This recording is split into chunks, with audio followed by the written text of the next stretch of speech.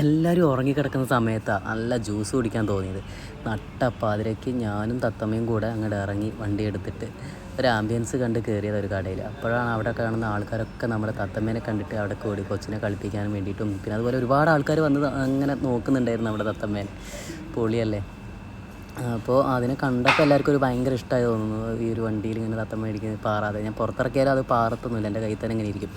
അങ്ങനെ നമ്മൾ ഓർഡർ ചെയ്ത സംഭവങ്ങളൊക്കെ എത്തി. എനിക്ക് വലിയ പിടിച്ചില്ല സംഭവമൊന്നും, എനിക്ക് അത്രയും ഓക്കെ ആയില്ല. ഓക്കെ, ഞാൻ നല്ല വെറൈറ്റികളായിരിക്കുന്ന കരുതി സ്പെഷ്യലായിട്ടൊക്കെ ഓർഡർ ചെയ്തു. പക്ഷേ എനിക്കത്രയും ഇഷ്ടപ്പെട്ടില്ല സംഭവം. രണ്ടും നല്ല എന്താ പറയുക. ഓക്കെ, അത് കഴിഞ്ഞിട്ട് നമ്മൾ ഷോപ്പ് വിട്ടിറങ്ങി. ഞാനും തത്തമ്മയൊക്കെ ആയിട്ട് ഇങ്ങനെ ഇറങ്ങി. അപ്പോൾ ഒരുപാട് പേര് നമ്മളെ തത്തമ്മേനെ വാച്ച് ചെയ്യുന്നുണ്ടെന്ന് എനിക്ക് മനസ്സിലായിട്ടോ. കാരണം ഈ ഒരു കാറിൽ ഇങ്ങനെ ഒറ്റയ്ക്കൊരു തത്തമ്മയ്ക്ക് ഇരിക്കുന്നതാണ് നല്ല രസമാണ്. നിങ്ങളും ഇതുപോലൊരു പെറ്റൊക്കെ വാങ്ങി നോക്കൂ. ഇത് കോക്കറ്റെയിൽ എന്ന് പറയും, കോക്ടെയിൽ എന്നും പറയാം. അതിന് ഏതാണെന്ന് കറക്റ്റ് എനിക്കറിയില്ല. അടിപൊളിയാണ്, ഏതായാലും സൂപ്പറാണ്. ഈ സംഭവമാണ് ഞാൻ ഓർഡർ ചെയ്തത്.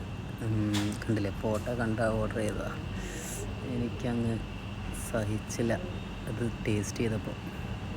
നമ്മളെ ചാനലിൻ്റെ പേരും ഇതിൽ വരുന്ന ഓരോ വീഡിയോസും കാണുമ്പോൾ നിങ്ങൾക്ക് ഭ്രാന്ത് വരുന്നുണ്ടാവില്ലേ സത്യം പറഞ്ഞാൽ.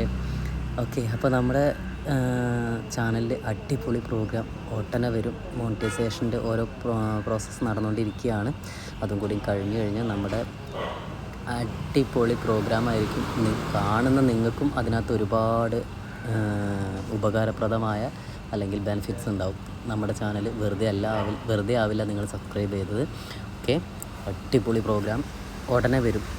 അതായത് അത്രയും നല്ല പ്രോഗ്രാമായിരിക്കും. ഓക്കേ.